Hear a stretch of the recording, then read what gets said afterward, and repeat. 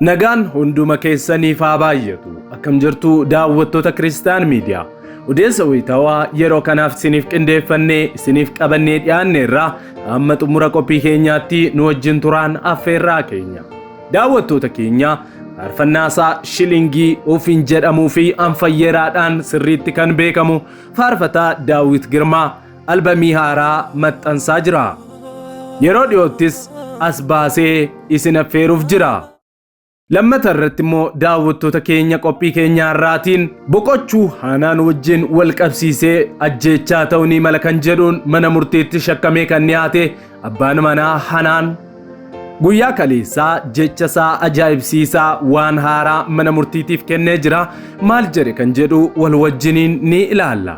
Qophii keenya sadaffaatiin daawwattoota keenya dhiyeenya kana Kiristoosiin kan gante Wubaalam Kadir gaaffiif deebii Sofaaniyaas wajjin taasifte irratti waan deebiftu dhabdee abboota amantii irraan dhaga'e malee macaafarraa hin argine jechuudhaan waan isheen dubbatte tokkoo fi waan qaanessaa beekumsa macaafa qulqulluu akka isheen hin qabne agarsiisa. Ishee irraa mul'ate kan isiniif qoonnu ni ta'a.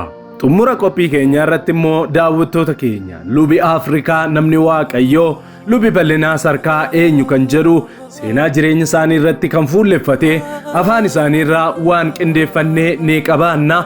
Amma xumura qophii keenyaatti yoo nu wajjin turtan kanallee ni argattu. Yeroo jalqabaaf gara chaanaalii Kiristiyaan Miidiyaatti kan dhuftan subscribe gochuudhaan mallattoo bilbilaa gadi tuquun dagatina. Kana gochuu keessaniin odeeffannoowwan kiristiyaanummaa wayita karaa chaanaalii keenyaa gadhiifaman hunduma dursee akka isin dhaqqabuuf isin gargaara. Yaada qabdan koomentii irratti nu qoodaa jecha laayikii fi sheeriin keessan immoo kanuma caalmaa itti fufnee akka hojjennuuf nu jajjabeessa. Sheer gochuudhaan guddina chaanaalii keenyaa keessattis ga'ee keessan baasiniin jenna. Kallattiidhaan gara qophii keenya jalqabaatti wal wajjin haa dabarru. Nufaa deebi'uu tokkummaan nufaa deebi'uu nufaa deebi'uu jaalallee nufaa deebi'uu nufaa deebi'uu tokkummaan nufaa deebi'uu nufaa deebi'uu jaalallee nufaa deebi'uu. Viidiyoo kana laayik gochuudhaan jalqabaa. Yeroo darbee Yesuusiin kan gante sababa garaagaraas immoo kan naqxee Wubaalam Kadir raajiin ture kan ofiin jettu Sofaaniyaas wajjin erga waltajjii yuutuubii isaa irratti haasaa taasisanii booda icciitiin garaagaraan bahaa jiru. Gaaffii isaanii keessaas maqaa Yesuusiin alatti maqaan ittiin fayyamu maqaan seexanni ittiin ba'u jira jedhee ishee gaafatee jennaan waan deebiftuu hamma dhabdutti geesseet jirti. Kana malees Maariyaamiin nan jaalladhaa nan kabaja giiftii kootii kadhannaa koo isheenaa dabarsaa jettee wayita isheen dubbattu maqaa Yesuusiin alatti maqaa Maariyaamiin seexanni ni bahaa jedhee gaaffii addaa dhiyeesseefiitu jira. Gaaffiif deebii kana wayita daawwattan fayyisaa ta'uu gooftaa keenya Yesuus Kiristoos ibsuun alatti dhugumaan namni kun hubannoo macaafa qulqulluu akka isheen hin qabnee fi waan tokko akka isheen hin baratin akkasumas immoo ayyaana raajummaa isheen jettee dubbataa turte hundumtuu feekii akka ta'e hubattu. Itti dabaluudhaanis Wubaalam Kadir akkas jette abboota amantiitu natti himee jette waa'ee fayyisuu Maariyaamii fi kadhannaa dabarsuu Maariyaam. Macaafni qulqulluun garuu yeroo dubbatu gooftaa Yesuus Kiristoosiin alatti karaan fayyinaa akka hin jirre ibsa. Kana ilaalchisee Sofaaniyaas ifaan ifatti ishee gaafate. Maariyaam ofii isheetiyyuu waan inni isiniin jedhu dhaga'aa jette. Kanaafi Maariyaam karaa fayyinaati kan jedhuu fi maqaa Maariyaamiin seexanni ni ba'a kan jedhu luqqisii macaafa qulqulluu naa kennii wayita ittiin jedhutti ani abbaa hafuuraarraan dhaga'eerraan kan hafe macaafa qulqulluurraa hin argine jechuudhaan afaan isheetiin dubbattee jirti. Wubeen waa'ee Kiristoos ilaalchisee garamitti akka adeemtus kan hin beekne kan hafuura hamaan joonjooftedha. Baay'ee nama gaddisiifti. Isa macaafni qulqulluun itti dubbatuu fi isa barsiisuu dhiiftee isa abbootiin amantaa itti himan dubbatti. Wanti kaan hafeellee waa'ee amantaa hordofaa jirtuullee hin beektu. Mucaan kun asuma achi namatti mormuu fi haddeessaa amantaa ormaa irratti haasa'uurraan kan hafe ibsa amantaa hordoftuullee kan hin beeknee fi dheedhii akka isheen taate argineerra. Utuu hin bilchaatiin tajaajila jalqabde namni isheen jaallatte Yitbaarak Taamiroo ammoo ishee dinnaan aartee gooftaas dhiifte. Viidiyoo kana wal wajjiniin daawwannu. ምን ምንድነው ነገረኝ እኔ እኮ የሚገርምክ ማለት ነው የዛን ጊዜ አካባቢ ማለት በቃ በጣም ከብዙ ነቢያቶች ጋር የምጋጭበት ጊዜ ነው ባልተባልሽ ስምሽን አገልግሎትሽን ሰዎች እንዳይቀበሉ ሊያቆሽሽ የወጣ መንፈስ ኢቭን አዋሳ ውስጥ እንደዚህ አይነት ወሬ በቃ ተወርቶ እኔ በቃ እንዴ እንደነገርኩ ክርስትና ባቅ እንደው መሃል ያወለ ቢሆን አይደለም እንደዚህ ለምን ከ10 ወንድ በኔ ፈራጅ እግዚአብሔር ነው ያኔ ግን አዲስ ስለነበርኩኝ ራሴን እስከማል ተናገርሽው ቃል በቃል ጴንጤዎች ጋር ኢየሱስ ክርስቶስ የለም የሚል ቃል የተናገርሽ አዎ የለም ማለት ሸሽቷል የለም ማለት ሳይሆን ኢየሱስ ከየት ነው የሚሸሸው አሁን ሌላ ኢየሱስ ፍለጋ ነው የሄድሽው አይደለም ታዲያ ኢየሱስ የተከበረበት ነው የሄድኩት ምንድነው ኢየሱስ የተከበረበት ኢየሱስ ፕሮቴስታንት ላይ አልተከበረም ኢየሱስ ሰዎችን እንኳን አይደለም የሚያከብሩት እኮ ኢየሱስን ሲጀመር በግል ነው ማክበር አንቺ በግልሽ ኢየሱስን ታከብሪዋለሽ አይደለም ያንተም ብርሃን እንደውም የሚያበላሽብ የሚነጥቅብ ኖ እናንተ ጋር ያለው እነሱ ጋር ካለው ይበልጥ አንቺ ጋር እኮ ያለው ይበልጥ ነው አልፎም በሰዎች ላይ የሚሰራ እኮ ነው ለምሳሌ እኮ እግዚአብሔርን ለሚፈሩ ሰዎች ነው ዓለም የማይድ ነው ያለ ኢየሱስ ክርስቶስ ነው ዓለም የማይድ ነው ከሱ በቀር አንቺ ከኢየሱስ ክርስቶስ ውጪ አዳኝ እንዳለ ታምኛለሽ መንፈስም ዛሬ ከኔ ጋር አለች ከኛ ጋር አለች መቤቴ ድንግል ማርያም ብዬ ስጸልይ የምትሰማኝ ኢየሱስ አይሰማሽም በቤታችን እኮ ሞታ መሬት ውስጥ አልቀረች እሺ የት ነው ያለችው አርጋለች እኮ ሙራን የሆኑ ሰዎችና ትልልቅ አባቶች የሚከተሏት እምነት እኮ ናት እንዴት ቃል የለውም እንዴት ጥቅስ የለውም ብለህ ታስባለህ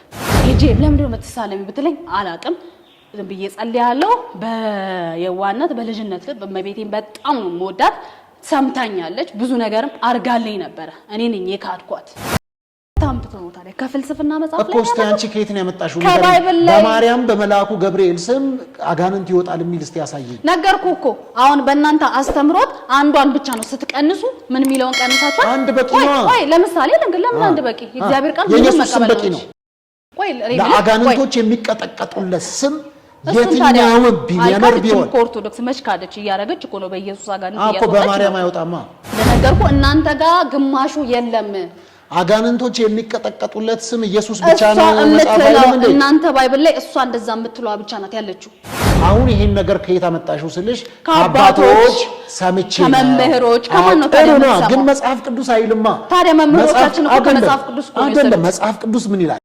እምነት ከመስማት ነው መስማትም በእግዚአብሔር ቃል ነው እንጂ ከእግዚአብሔር ቃል ሰምቼ እኮ ነው ታዲያ ነው አባቶች በእግዚአብሔር ቃል ላይ እኮ ታዲያ ከማን ነው የሆነ ከተፈላሳፊ ባይብል ላይ ወስደው ነው እንደዚህ ብለው የሚያስተምሩት አጋንንቶች በሚካኤልና በገብርኤል ስም ይወጣሉ በማርያም ስም ይወጣሉ ታዲያ ለስጋም ከሰጠ ለነፍስም ከሰጠ ተጨማሪ ሰው ለማስቀመጥ odeessa keenya lammaffaatti yommuu darbinu faarfannaawwan qeenxee anfayyeera jedhuun kilippii kan jalqabee itti fufees hin jedhamuu fi shilingii fi kan kana fakkaatan walitti aansee kan baasee fi kan gadhiisee kan ittiin eebbifamtan kan beektan faarfataa Daawit Girmaa wayita ammaa kana immoo faarfannaa albamii guutuu hojjetee xumuraa jiraachuunsaa dhagayameera.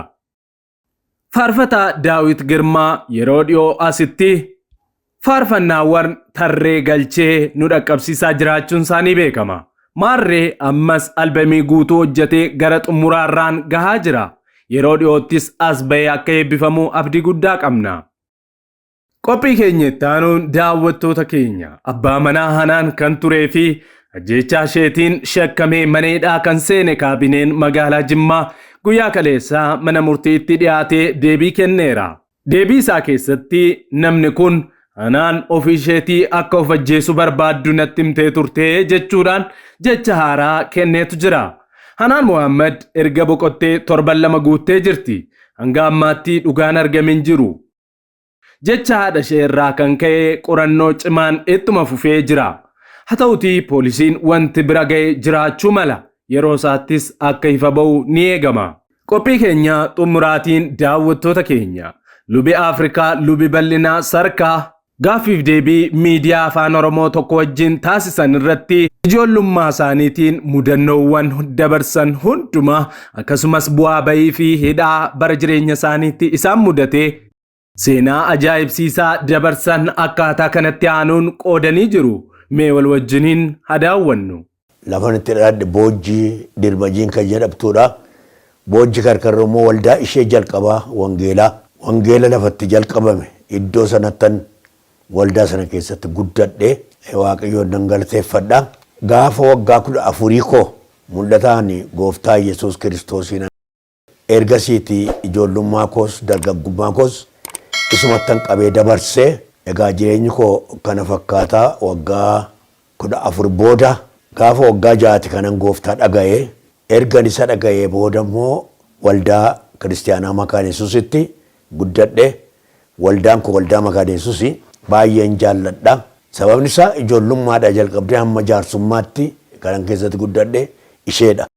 Ergan guddadhee booda iddoo baay'ee ga'eera. Wangeela ergan jalqabeetii amma waggaa 60ffaa keessan jira.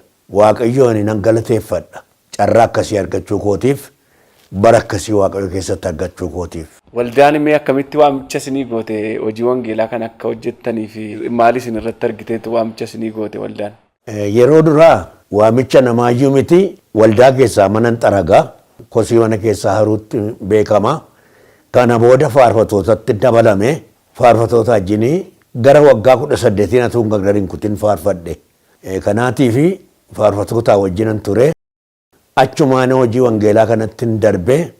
Yaa'uun hojii wangeelaa kanatti darbu immoo ijoollee gaafa sanbataa walitti qabanii barsiisuudhaan hin jalqabe. Kana booda wangeellumtaan dargaggoota wajjinan jalqabe. Dargaggoota waldaa keessaa barsiisuun jalqabe. Isa keessattis ergan guddadhee booda tokkuma tokkoon waldaan mee jaarsolii kana irratti sagalee nuu kenni, mee amantoota kana irratti sagalee nuu kenni jechuu jalqabde. Isa irrattan egaa guddadhe. Erganii guddadhee booda biyya Najjootti, Boojji Dirmajiitti, Boojji Coqorsaatti, Gimbii Awuraajjaatti guutummaa isaatti miillaan adeemuudhaan amma Gumusitti hojii wangeelaa geggeesseera.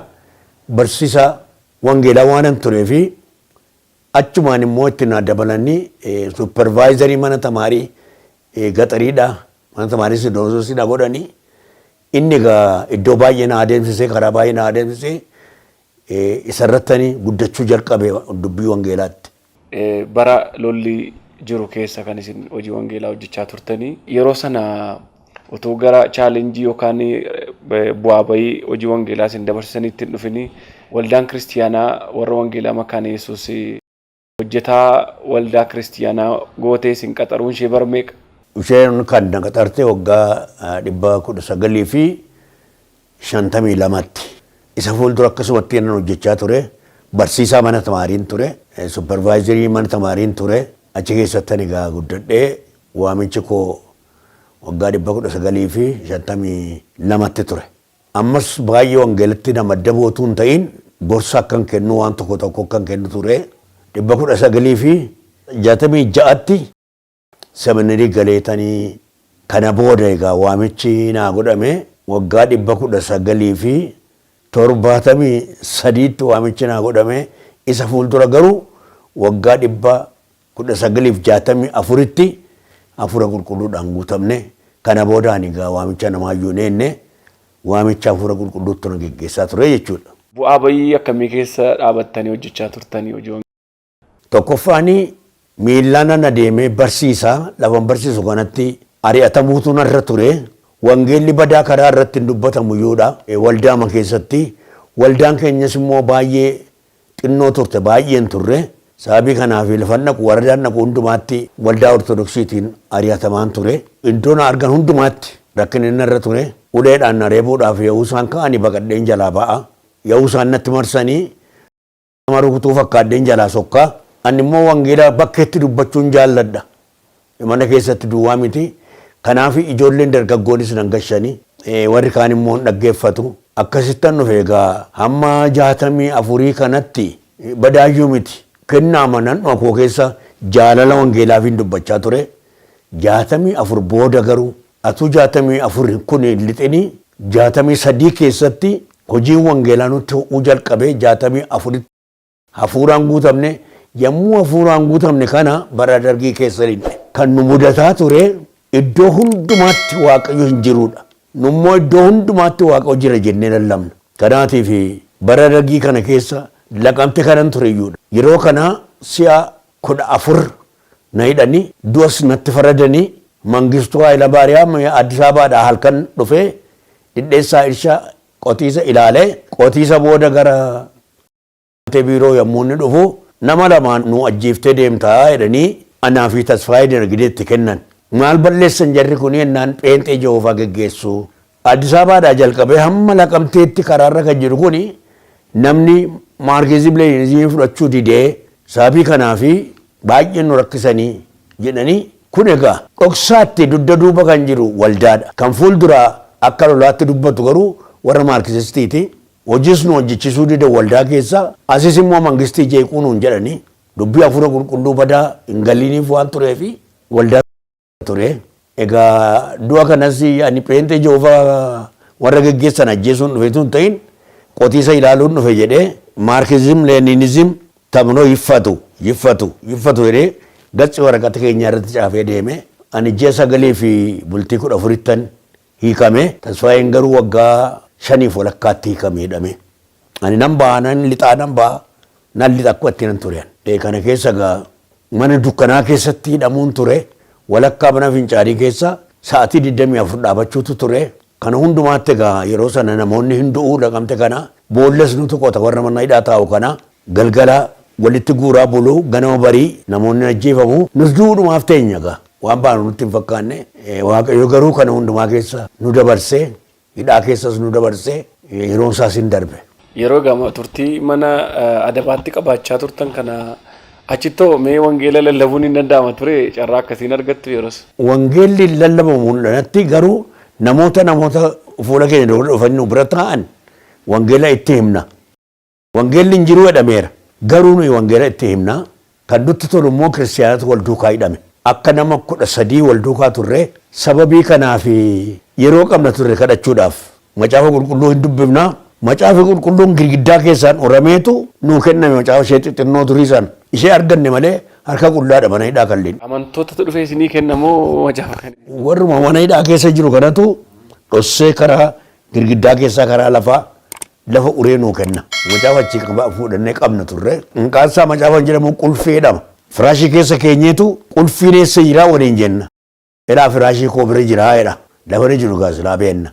Akkasitti walitti himneetu qulfiidha jedhamti macaafa qulqulluun isa fuunee dubbifannaa gaaf tokko garuu haatuu nuyi dubbifannu lola wattaaddarri nutti dhufan. Macaafota keenya hundumaa nu harkaa fuudhanii waan waraqata fakkaatu mana sana keessaa haaranii balleessanii deeman. Obbo Gabbisaa Baaroo kan jedhan turanii isaan wayyaa keessa dhoofatan macaafatti.